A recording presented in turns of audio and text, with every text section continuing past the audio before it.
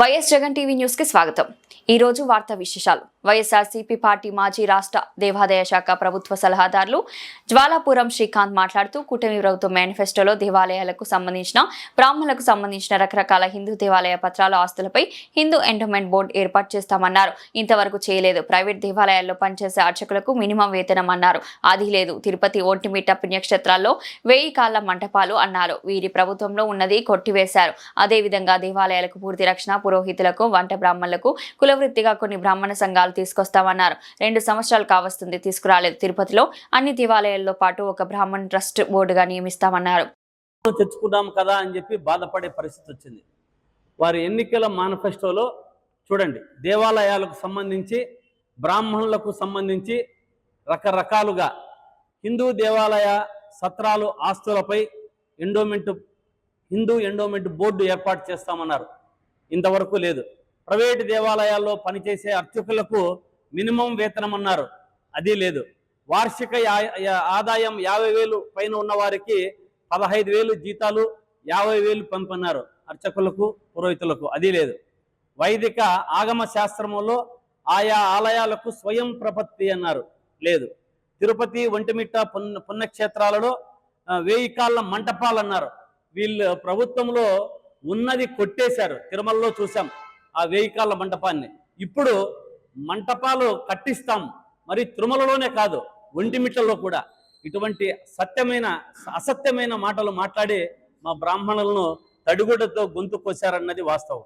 అదేవిధంగా దేవాలయాలకు పూర్తి రక్షణ, పురోహితులకు, వంట బ్రాహ్మణులకు కులవృత్తిగా, అంటే బ్రాహ్మణులకు కులవృత్తి అని కొన్ని సంఘాలు అడిగాయి పాపం, వారు కూడా మేము కులవృత్తిగా మేము దీన్ని తీసుకొస్తామన్నారు।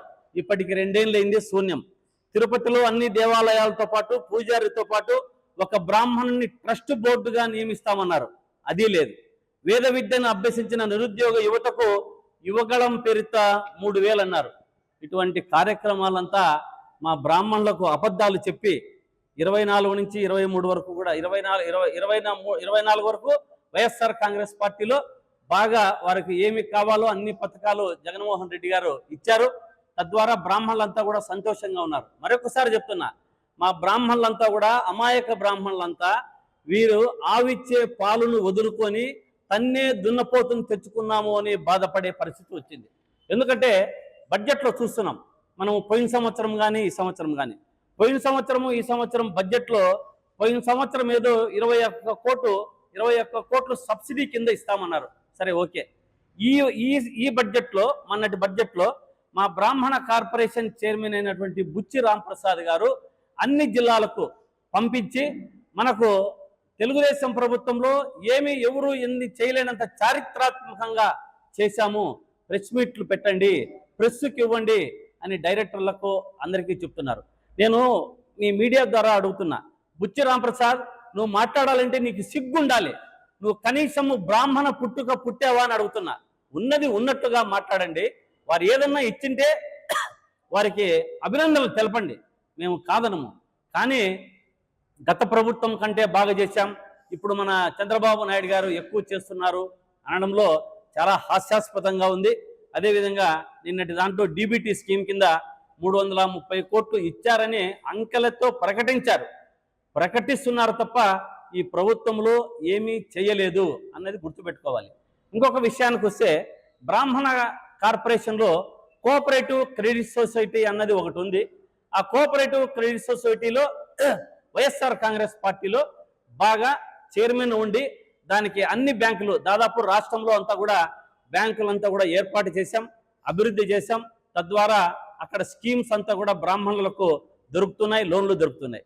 కానీ ఈ వైఎస్ఆర్ కాంగ్రెస్ పార్టీలో మేము లాస్ట్లో ఎన్నికలు జరిపి పారదర్శకంగా కోఆపరేటివ్ క్రెడిట్ సొసైటీని ముందుకు తీసుకుపోవాలంటే దాంట్లో కోర్టుకి వేయించారు।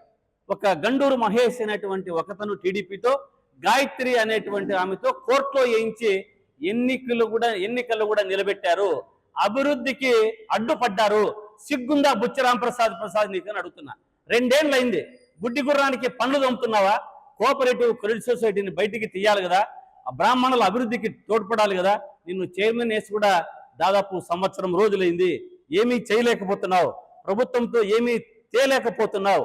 అనేది బాగా గుర్తుపెట్టుకోవాలి.